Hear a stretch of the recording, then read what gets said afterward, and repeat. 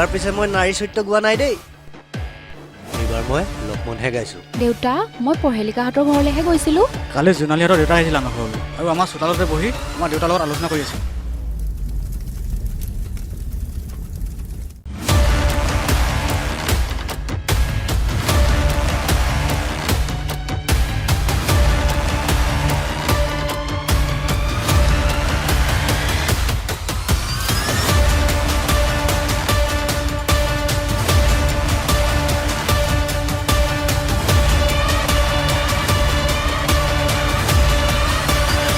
এই গাঁওখন মোৰ আবেগ